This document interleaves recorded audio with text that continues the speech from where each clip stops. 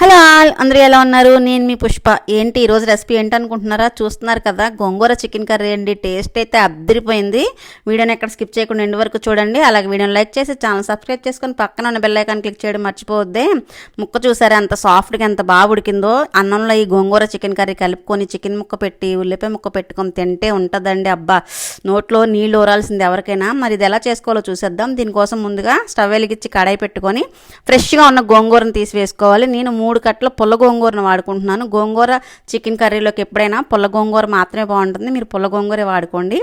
ఏ నీళ్లు పోయకుండా ఈ గోంగూరని దగ్గరికి అయ్యేంత వరకు ఒక 4-5 నిమిషాలు స్టవ్ని లో ఫ్లేమ్లో పెట్టి ఉడికించుకోవాలి.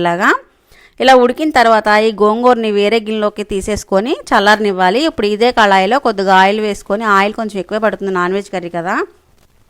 ఇందులో దాల్చిన చెక్క, ఎలాచి, లవంగ, అనాస పువ్వు వేసుకొని ముందుగా కట్ చేసి పెట్టుకున్న 3 మీడియం సైజు ఉల్లిపాయ ముక్కల్ని, పచ్చిమిరపకాయ ముక్కల్ని కూడా వేసి ఈ త్వరగా మగ్గడానికి కొంచెం సాల్ట్ వేసుకొని మగ్గిద్దాం. 2-3 నిమిషాలు ఇవి కొంచెం గోల్డెన్ బ్రౌన్ కలర్ వచ్చేంత వరకు మగ్గించుకోవాలన్నమాట మూత పెట్టి.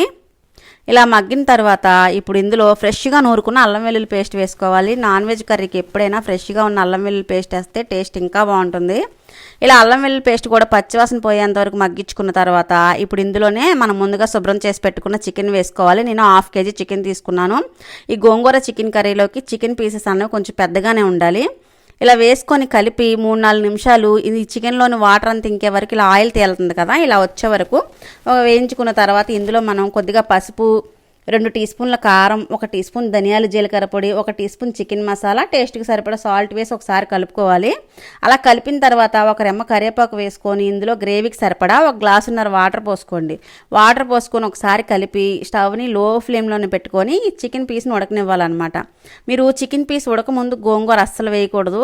స్టవ్ని లో ఫ్లేమ్లో పెట్టి ఇలా ఉడికిన తర్వాత ఆయిల్ తేలుతుంది కదా, అంటే మనకి చికెన్ పీస్ కుక్ అయింది.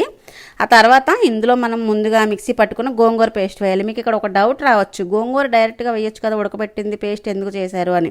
కానీ పేస్ట్ వేయడం వల్ల ఏంటనంటే చికెను ఆ ఫ్లేవర్ని బాగా తీసుకొని కర్రీ అన్నది టేస్ట్ చాలా అంటే చాలా బాగుంటుంది.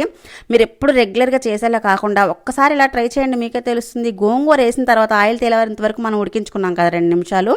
అలా ఉడికిన తర్వాత మిక్సీ గిన్నెలో కొంచెం నీళ్లు వేసుకొని నేను పోసుకున్నాను. గ్రేవీకి సరిపడా కొంచెం గ్రేవీకి సరిపడా చూసి వేసుకోండి. వేసిన తర్వాత ఒకసారి కలిపి మూత పెట్టుకొని స్టవ్ని లో ఫ్లేమ్లో ఉంచి ఒక 3-4 నిమిషాలు. చూసారు ఇక్కడ ఆయిల్ తేలింది అంటే ఈ గోంగూర ఇలా దగ్గరికి అయిపోవాలన్నమాట. అంతవరకు మనం ఉడికించుకోవాలి.